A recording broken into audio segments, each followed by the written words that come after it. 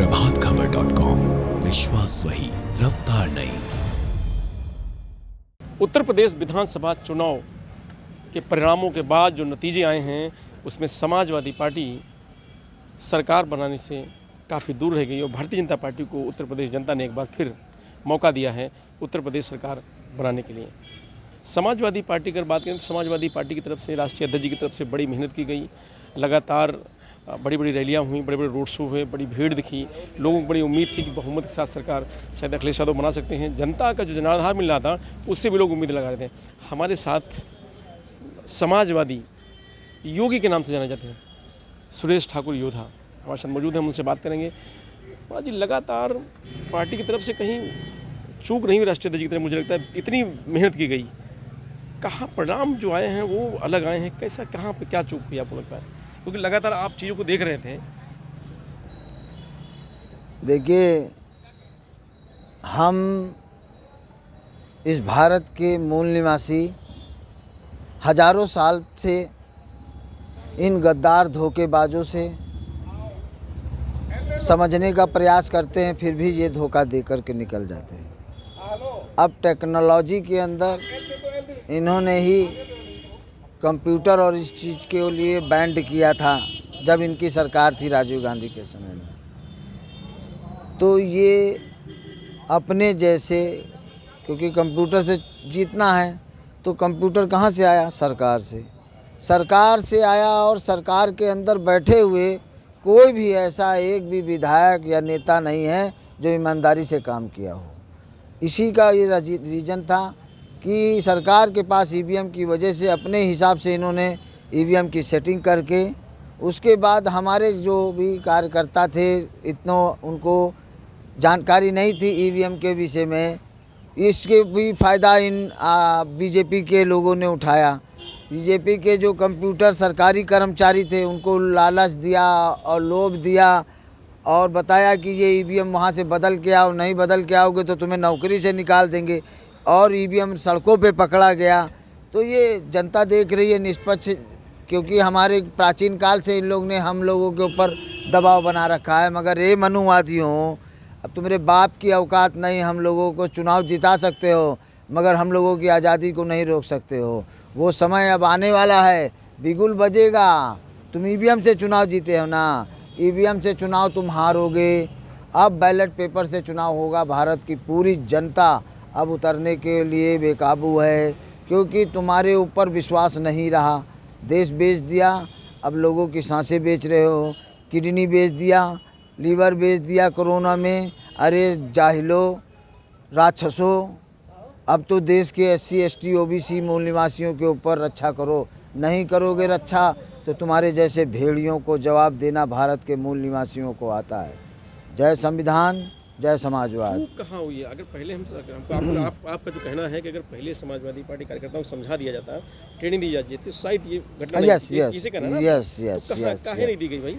वो तैयारी नहीं की गई? वो इसका रीज़न ये हो गया है कि अव्यवस्था की वजह से उस चीज़ के ऊपर पॉइंट पे ध्यान नहीं गया, जिसकी वजह से ये और कुछ जो है पार्टी के अंदर जो कुछ अपने आप को तोप समझते हैं, हाँ, उनकी नासमझी की वजह से। क्योंकि हम तो माननीय राष्ट्रीय अध्यक्ष जी को गंगा जल से जब इसने जो है निकाला था, तो मैंने जो है ऐसे शूद्र समझ के निकाला था ये योगी ने, कि गंगा जल से धोया था कि शूद्र कभी राज नहीं कर सकता, ये इसमें दर्शाया गया है। तो मैं आने वाले समय में बहुत जल्दी पूरी सेना फिर से पुनः तैयार हो करके, इन्होंने जो डकैती डाली है संविधान के तहत चल करके रिकवरी करेंगे और शासन, इनकी सरकार गिराएंगे। आसान है? क्यों नहीं आसान है? कानून संविधान है ना, संविधान के विपरीत काम किया है ना, तो संविधान के विपरीत काम करोगे तो तुमको हटाया जाएगा। नहीं हटाओगे, चुनाव आयोग को देखो कितना का, शाम को चुनाव आयोग ने जो है ऑनलाइन अपनी वेबसाइट बंद कर दिया, कोई डाटा नहीं दिखाया। जब चुनाव आयोग को कहा कि अरे ये मनुवादी चुनाव आयोग, अगर नहीं तूने डाटा खोला तो आ करके तुझको जूते जूते मारूंगा तेरे विभाग के अंदर, तब जाके 15 मिनट बाद उसको जो है खोला है। तो ये जिनके ऊपर जब तक जूता, लात, लाठी, डंडा, गुम्मा ना चले, ये देख रहे हो ना, तीसरी लहर लाने वाले थे, किसानों ने हर तरफ से दौड़ाना चालू कर दिया, तीसरी लहर नहीं आई डर के मारे कि पूरी दुनिया, पूरा उत्तर प्रदेश से क्रोध है। किसान दौड़ाए तो संतोष जी, लेकिन कहाँ किसान की वोट कहाँ है? अरे भाई, ईवीएम तुम्हारी सरकार के पास था, सरकार ने अपने हिसाब से अपना सेटिंग कर दिया, ईवीएम भेज दिया।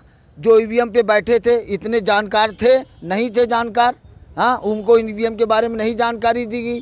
सरकारी आदमियों के माध्यम से ये सब चुनाव डकैती डाली गई है, डकैती। और इस डकैती का परिणाम अब और ज़्यादा भयंकर रूप से समाज के SC ST OBC मुस्लिम सिख बौद्ध सब ताकत से लड़ाई लड़ेंगे। चुनाव में योगी जी ने कहा था कि 10 तारीख बाद बुलडोजर भी चलेगा और गर्मी भी चलेगी। ए बिल्डोजर, ये धमकी उनको देना जो इस संसार के अंदर गलत काम करते हैं। अपने गिलाबान के अंदर झांक के देखो, ईवीएम से चुनाव ना होता ना तो यही ईवीएम का जो बिल्डोजर था पता नहीं कहाँ कहाँ चलता। ये तो आप मशीन से जीतने की कोशिश किया है ना, धोखे से जीतने की कोशिश किया है। तो धोखे की जो सज़ा है वो संविधान के अंदर मुकदमा चला करके तुम भाजपाइयों और SS को दिया जाएगा। नहीं तो आने वाले समय में इस उत्तर प्रदेश का पूरे भारत के अंदर युद्ध होगा, जिसे कहा जाएगा गृह युद्ध। जिसे रविशंकर ने कहा था, श्री रविशंकर ने कहा था कि शासन से कानून व्यवस्था ठीक करो, वरना ये देश हमारा सीरिया बन जाएगा। बीजेपी कहती है कि आप लोग जब हारते हैं तो ईवीएम पे सवाल खड़ा कर देते हैं, जनता में कुछ करते नहीं हैं। जब ईवीएम से बैलेट पेपर से चुनाव होता था 5 दिन में डिसीजन होता था, ईवीएम से चुनाव होता है 1 महीने में डिसीजन होता है। हाँ, 1 महीने का मतलब आप कुछ भी कर सकते हो। तो जब बैलेट पेपर हम जब मोहर अंगूठा दबा सकते हैं तो बैलेट पेपर उठा करके नहीं लगा सकते। जनता के हिसाब से तुम अपना हिसाब चलाओ ना, तुम अपने हिसाब से देश चला रहे हो, तुम्हारे बाप का राज है। हाँ, जनता को मार डाला तुम लोग ने। कि अब जनता को निकलने की जरूरत है आपको? जनता सड़क पे आएगी। नौजवान जो बेरोजगार हो गया है, जिसकी उम्र चली गई है और जो लोगों के घर में खाने पीने के लिए नहीं है, तो वो कानून के विपरीत काम करेंगे।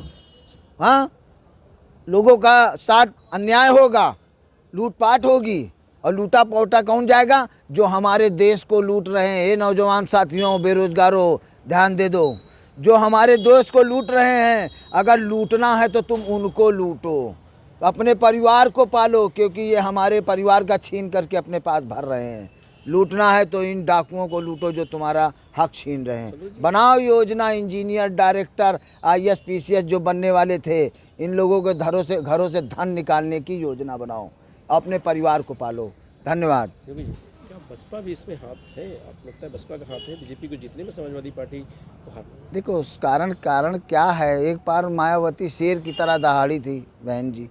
हाँ, सारी दुखी जनता इनकी तरफ हो गई थी। उस समय बहन जी के पास कुछ नहीं था।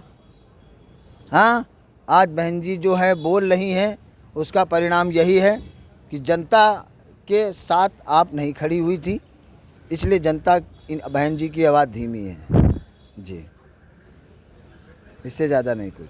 बहन जी की आवाज़ धीमी का कारण मतलब समझ जाइए। आपने सोचा था कि रिजल्ट आएगा? आपने सोचा था कि आप भी लगातार मेहनत कर रहे थे, बहुत मेहनत आपने करी है। देखिए, हमने 6 महीने पहले ही डिसीजन दे दिया था कि हमें इस पॉइंट पे काम करना है, सरकार बनाने के लिए पॉइंट पे काम करना है। परंतु व्यस्तताओं की वजह से उस पॉइंट पे काम नहीं किया गया, जिसका ये परिणाम हुआ कि हज़ारों साल से डकैती डालते चले आ रहे हैं हमारे देश पर। आज इन गद्दारों ने ईवीएम पे डकैती डाल करके हमारे हक हकूक़ को तोड़ा है, हमारे लोगों का मनोबल तोड़ा है कि अब अन्याय से देश चलेगा। अन्याय से नहीं चलेगा। झूठ से डराइत नाही, सत्य पे चलित है, और मौत से डराइत नाही, कफन बांध के चलित है। इस देश का नौजवान मारने पे उतारू है, तुम्हारी लाठी डंडों से कम नहीं चलेगा। अगर तुम नौजवानों को अपराधी बनने पे मजबूर करोगे तो नौजवान अपनी रक्षा के लिए हथियार उठाएगा, संविधान की रक्षा के लिए। राशन फ्री था, उस पे काम चला। राशन फ्री था। मुर्गे को कितना दाना दिया जाता है? सुबेरे उठा के काट दिया जाता है, तो मुर्गे को जिंदा रखने के लिए खाली दाना दिया जाता है। उसी तरह हमारे के समाज के SC ST OBC के लोगों को गरीब बना के उनको खाली खाना देने का काम किया जाता है। और सुबेरे 5 बजे नमाज आजान करने का जो है बोलता है उसके लिए उसको रखा जाता है। मतलब कि टाइम से हमें जगा दो, जब हमें ज़रूरत पड़े तब तुम हमें वोट दे दो, हम तुम्हें चावल दे रहे हैं, दाल दे रहे हैं, मकान दे रहे हैं, मगर शिक्षा नहीं दे रहे हैं। क्योंकि शिक्षा आ जाएगी तो शिक्षा से हम तुमसे पूछ सकते हैं कि हमको तुम क्यों भीख दे रहे हो, हमारा हक है वो हमको दो। हाँ, इसलिए ये शिक्षित नहीं होने देना चाहते। मगर हमारे बाबा साहब के संविधान की वजह से अब इनके बाप की भी औकात नहीं है कि बेरोजगार बना के दिखा सके। हम लोग इतना पढ़े हैं कि पूरी दुनिया को पढ़ा सकते हैं, हमारे समाज के जो नौजवान भारत के अंदर हैं। तो ये थे समाजवादी योगी संतोष ठाकुर योद्धा, सुरेश ठाकुर योद्धा, जिनका साफ कहना है कि ईवीएम से बेईमानी अगर ना होती तो शायद कुछ परिणाम और होते हैं। अब जनता को बाहर निकलने की ज़रूरत है और जनता जब अपने हाथ में कमान लेगी तभी शायद उत्तर प्रदेश में कुछ परिवर्तन आएगा। मैं रजनीश यादव, प्रभात खबर, लखनऊ। प्रभातखबर.com, विश्वास वही, रफ्तार नहीं।